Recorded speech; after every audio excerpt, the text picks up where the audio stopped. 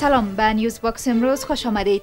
در تازه ترین مورد سخنگوی ارگ ریاست جمهوری با نشر یک رشته توییتی در واکنش به صحبت‌های عبدالله رئیس اجرایی کشور در مورد طرح صلح رئیس جمهور اشرف غنی گفته است که پیوند دیدگاه برنامه با آرزو نشان دهنده داوری ضعیف سیاسی است. جزئیات در ادامه.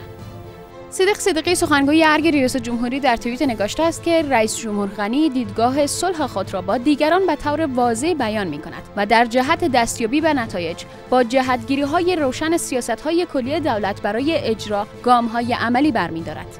آقای صدیقی اضافه کرده است که پیوند یک دیدگاه برنامه با آرزو داوری ضعیف سیاسی است. اکنون زمان عمل خرد سیاسی است.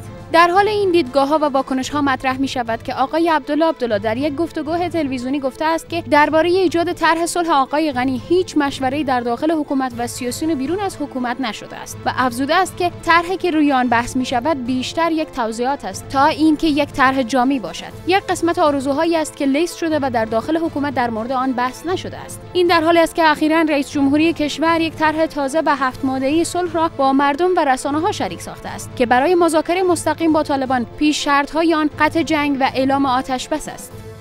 قاتل پدر مدینه 3 ساله در درگیری با نیروهای امنیتی کشته شد.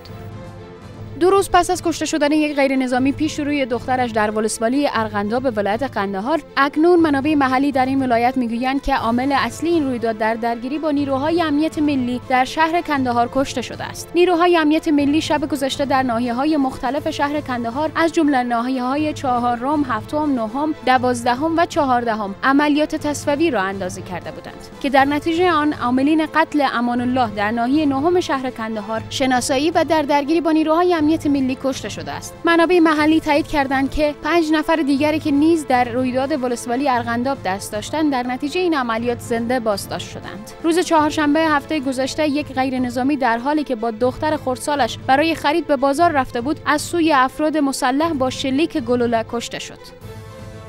بازداشت گروه 7 نفری آدمربایان در کابل. نیروهای ویژه ریاست عمومی امنیت ملی یک گروه 7 نفری آدمربایان را از ولسوالی قره‌باغ ولایت کابل با 30 میل کلاشینکوف بازداشت و 2 صراف ربوده شده را از نزد آنان رها کردند.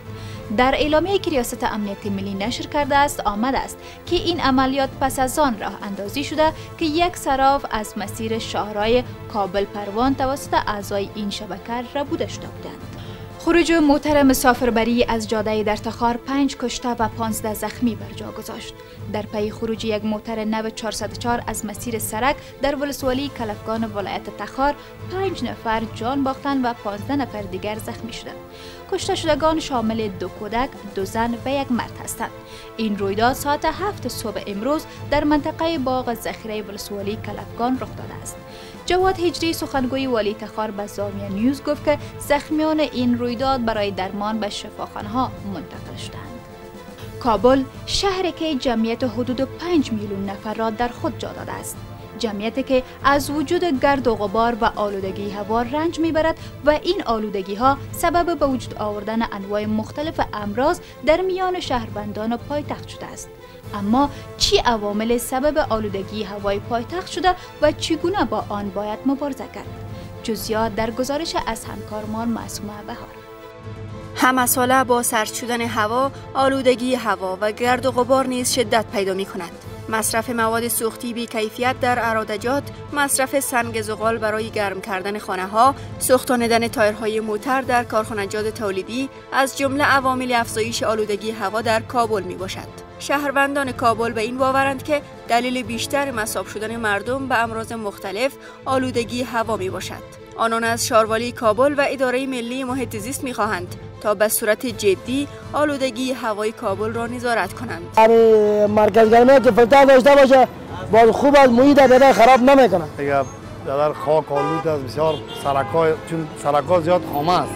در کوچه موترها زیاد تا بالا میرن، باز پس از سرک موترها پس میان بسیار محیط زیست خراب میکنند، بسیار خاک آلود است. اما اداره ملی حفاظت از محیط زیست میگوید بیشتر وسایط نقلیه که در داخل شهر کابل مورد استفاده شهروندان قرار دارد کهنه و فرسوده و دودزا هستند. آنان پلان‌های طولانی مدت برای جلوگیری از افزایش آلودگی هوا و محیط زیست روی دست دارند. این پلان به خاطر از اینکه روی موارد زیربنایی کار میکنه، طبیعتاً به هر کدام از اداراتی که به اونجا دخیل هستن، اگر تحصیلات عالی هست، اگر وزارت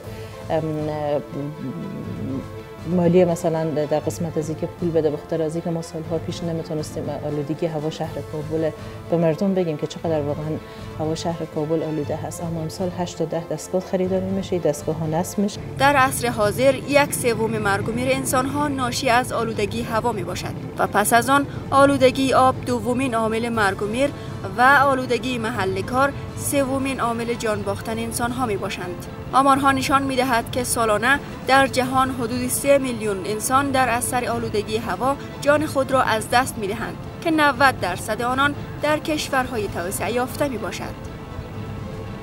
قانونگذاری که خود به جرم زنا مجازات به شلاق شد. فرد شاغل در یک نهاد مذهبی قانونگذار در اندونزیا که در تدوین قانون مجازات مجرمان به ارتکاب زنا سهیم بود، خود به دلیل رابطه جنسی با زن متأهل در انظار عمومی با ضربات شلاق مجازات شد. ادامه را با تابان داشته باشید.